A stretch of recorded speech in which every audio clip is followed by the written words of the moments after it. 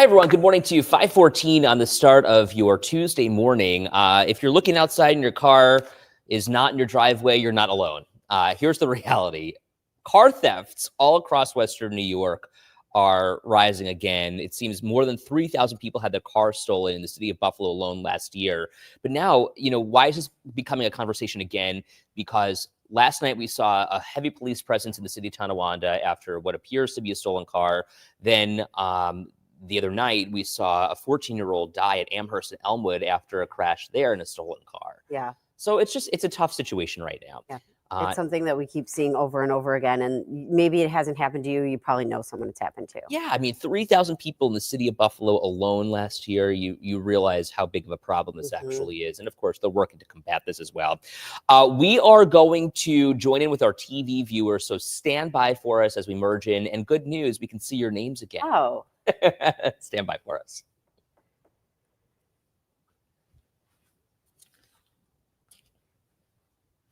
Hi, everybody. Good morning. It's 5:15. Glad to have you with us this morning. We are talking about car thefts all across Western New York, specifically in the city of Buffalo. We've seen at least one lately. And then last night we saw another one that started in Hamburg and ended in Kenmore. So we're kind of keeping an eye on all of this that's happening. A lot of people have had their cars stolen in the last year in the city of Buffalo alone. We're talking 3,000 people in Buffalo. Also, I misspoke, not Kenmore, Tonawanda. Yeah, the city of Tonawanda. It's exactly, Melly. These thefts are unreal. It's happening a lot nowadays.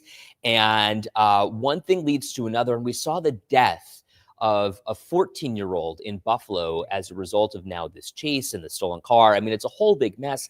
And now the state attorney general's office is investigating. So what can be done to protect your vehicle, your property? And we're seeing, this driver from the other night was 14 years old, Very and sad. so sad that this child should lose his life. But what's happening that's getting us to that point, I think is the conversation we have to have in the city. The root cause, I suppose. Let's grab your phone, join that conversation, take a look at some of today's top stories, though, as well. So Paw Patrol Live, A Mighty Adventure, is coming to Shays next year. The kids are going to love this one. This show is going to be in Buffalo Saturday, May 10th. There's going to be 3 of them. Tickets go on sale Friday, though. Prices start at $30. Showtimes are 10 a.m., 2 p.m., 6 p.m. We've got a link where you can get tickets at WKBW.com. Today at the Northland Corridor Workforce Training Center in Buffalo, there's a construction career fair. This is being hosted by the Buffalo Central Terminal Project, looking to connect job seekers with key players in Buffalo's construction and restoration sectors. This runs from 3 to 6 this afternoon. Might be good for those Sumitomo workers who are looking for a job as well. The one thing that I want to point out for those workers in particular, we've got some resources that are available for you right now on WKBW.com. We know so many people are without a job. And there are other companies that are stepping up to try to help out. So a lot of people talking this morning about the car thefts. This is a hot topic because a lot of us have, A, been impacted by it, but B, have just seen what's been happening or know somebody who's impacted by it. Melinda says there's way too many car thefts lately. It's unbelievable. And Melly says these children need to learn it's not a video game. This is real life, and there needs to be consequences. We also recently saw some restorative circles happening around Western New York, I think in the Buffalo area in particular, where it's, you're hearing from the people who are impacted as, the car thief, you're understanding the impact of what your actions were. And, is that good enough? Is that far enough? This is what it looked like last night in the city of Tonawanda with that white van crashing through the fence right near the Burger King on Delaware and Young. So this is 2 nights in a row. Right. And then, of course, the other night we saw that 14-year-old who's since died after what appears to be a stolen car chase in the city of Buffalo at Amherst and Elmwood. Right. Every morning, Jacqueline says, I check to make sure my car is still in the driveway. It's out of hand. And that's like, imagine that mindset. It's a quality of life issue. I need to make sure my car is still in the driveway. And Lori says, lock your doors, get cameras. But, I wonder, does that go far enough? Do those cameras actually help in the moment? Right. Like you see what happens after, and perhaps it'll help the police in the investigation.